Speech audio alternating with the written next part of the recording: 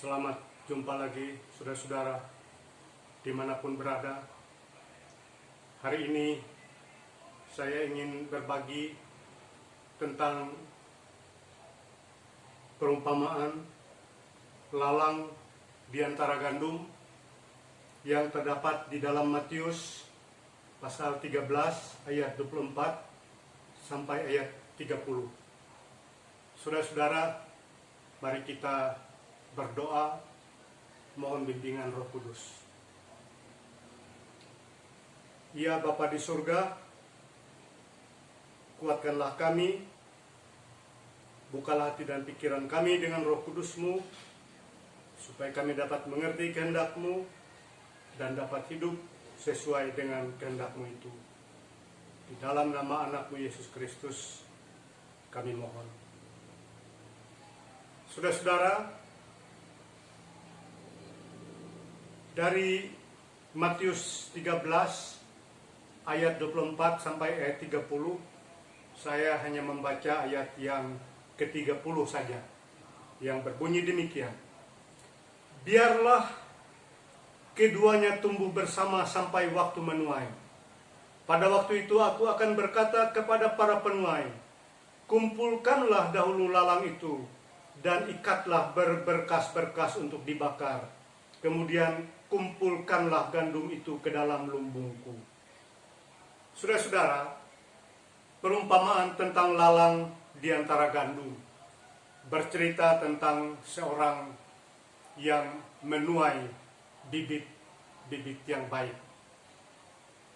Tetapi pada malam hari datanglah musuhnya menuai bibit-bibit lalang di antara bibit-bibit yang baik itu, bibit-bibit gandum yang baik itu. Maka keduanya bertumbuh. Lalu orang-orang atau pekerja-pekerja dari penabur gandum itu melihat di antara gandum yang bertumbuh itu bertumbuh juga lalang-lalang yang jahat itu. Lalu mereka datang kepada sang tuan pemilik gandum itu. Mereka bertanya, haruskah atau akankah atau apakah engkau meminta kami mencabuti lalang-lalang itu dari antara gandum? Lalu sang pemilik mengatakan, jangan kau cabut. Takut nanti ketika kamu mencabut lalang-lalang itu justru tercabut gandum-gandumnya. Ya saudara-saudara, karena antara gandum dan lalang itu ketika belum berbuah, ketika baru tumbuh, hampir tidak ada perbedaan. Sulit untuk membedakannya. Dan oleh sebab itu, untuk membuktikan apakah itu lalang dan gandum, Tuhan itu menunggu mereka bertumbuh sampai berbuah. Ketika musim menuai, mereka sudah berbuah, maka kelihatanlah yang mana yang gandum dan mana yang lalang.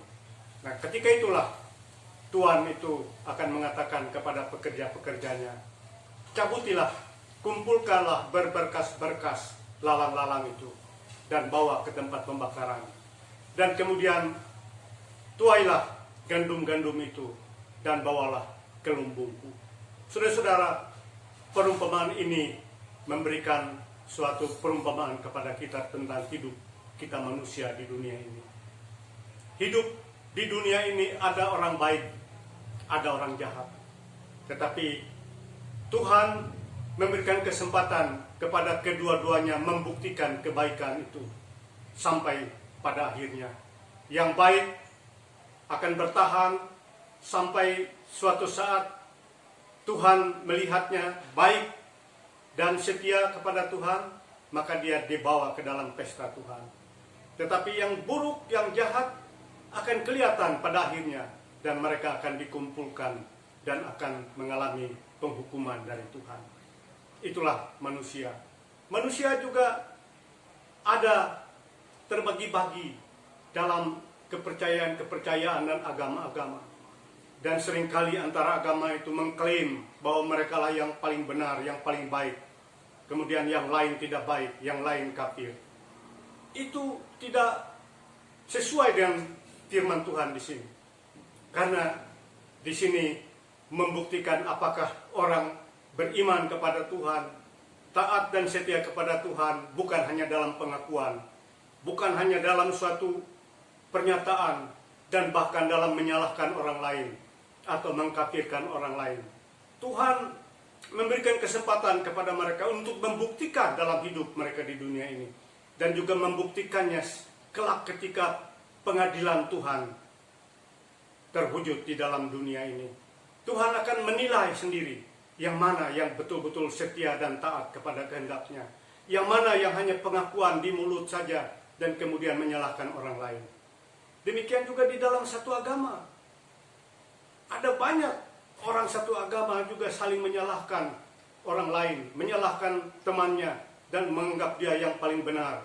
Itu sikap yang tidak sesuai dengan apa yang dikehendaki oleh Tuhan di dalam Matius 13 ayat 24 sampai 30 ini. Antara gereja-gereja, aliran-aliran juga terjadi. Saling menyalahkan, saling mengklaim dia yang paling benar, yang paling baik, paling setia kepada Tuhan. Tetapi saudara-saudara, bukan pengakuan, bukan klaim yang menjadi bukti, tapi buahlah yang ditunggu oleh Tuhan. Bila mana kita mampu berbuah ketika kita masih hidup di dunia ini, maka itulah yang dikehendaki Tuhan, bahwa buah yang baik akan keluar dari pohon yang baik. Tetapi pohon yang tidak baik tidak akan memberikan buah yang baik.